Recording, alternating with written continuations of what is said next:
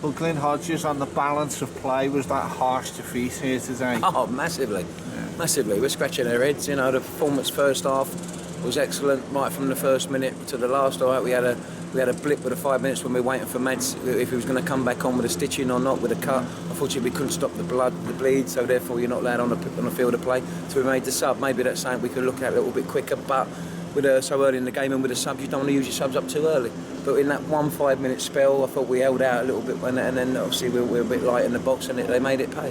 Having said that, when we got back to 11 men in that first half again, we just went straight back at it again. So I thought that first half was tremendous, coming at half time, and just continue in that vein. And I thought we did second half. You know, having 18 shots, 17 corners, 3 kicks going in, we've made them work for their win today. You know, they've credit to them. You know, they've got the points, and it's disappointing for us, but you know, we've made people work. We've made them work really hard, and if that's the way moving forward, if we continue to do that, you know, we'll get the points. The first goal today, a few complaints from Luke O'Neill. What was your reading of that goal? Their first goal, well, we were panicking because Mads was out, so we had to get one light on the edge, and we're just trying to regroup. And sometimes, you know, we give the players ownership of that, and then the ball. I mean, obviously the sun was low as well, so it wasn't great. It was in the eye, but it was probably a little bit chaotic because it bounced and bubbled and bounced. I think the key today was their ball bounced within there, and they got the luck. They got the bounce down there. We were shot at. They were blocking shots. It wasn't ricocheting for us. It wasn't falling for us.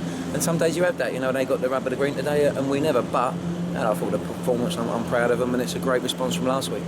Does it make it difficult, the man of the performance, about picking your moment for putting Julian Lammy on because the team are playing so well? Well, what we got now is he's given us a dimension that when opposition, you know, opposition have been trying to cause us a problem when they change formation, they put the wingers high, trying to nullify our wing backs. So now we've got that. We've got now Julian can come in and help us with the 3. He can stop their fullbacks getting out. So it makes it. You know, we can counteract that, and also if it's attacking him and Mitch with Joe. You know, that gives us another outlet, a different outlet, and another string, which I think we're using quite a lot. Nice to see Shane McLaughlin scored his first goal for 11 months. Yeah, right. I didn't know that. I'll have to tell him about that because he could have scored again in the second half. Straight after he could have done again. So he's getting in there, isn't he?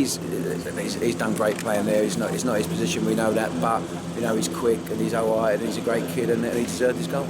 Perhaps an example to others as well. If you wait patiently for your chance, you can get in the team. Yeah, but I think you know, there's been lots of debuts this year, lots of players playing in and out of the team, and the young ones were fantastic today, and you know, it's a good mix. It's a good mix. Now we've just got to make sure that we can our job or my job is to continue just them performances, make sure we're doing the work, and make sure the boys understand what they need, and you know, like I say, it's a tough one to take. But I think the response from the crowd after the Black Clap and the boys understood the effort that they put in and understood the way we played today. Matt Sorensen, how is he? He's okay. I think it's a funny one. It's a jagged little cut, and he couldn't quite stitch it or couldn't stop the blood. So it was right in the middle of his forehead. So I think the blood was going to come in his eyes. It's not an old boxing wound. So it was one that you can't keep changing the blood shirt. The referee won't allow you on the pitch. But it was worth a try to get him stitched up and bring him out there, because you don't want to lose too many players that early in the game. And it wasn't to be. 9 times out of 10 they come back out stitched up with a big bandage around there. I expected him to do that. And like it's Terry Butcher with all blood streaming down it, but it didn't. And in that 5 minutes, you know, that's where we were undone, unfortunately. Perhaps exactly what we need with another home game just around the corner. Well, if we play like that, we can play home or away. We'll be okay. I'm not bothered. You know, home game again, it'd be brilliant. Ipswich here, and with a crowd, and you know, it's nice on a Tuesday night with a full house. Yeah, and the crowd will get behind us as they did today, which they always do. You know, they've been brilliant. But even if we go away at Oxford or we go away at these, you know, Rotherham, these far-flung places, you know, we give ourselves a chance playing like that. You know, I'll be more than happy. Thanks for joining us, Glyn. Okay, cheers, fellas.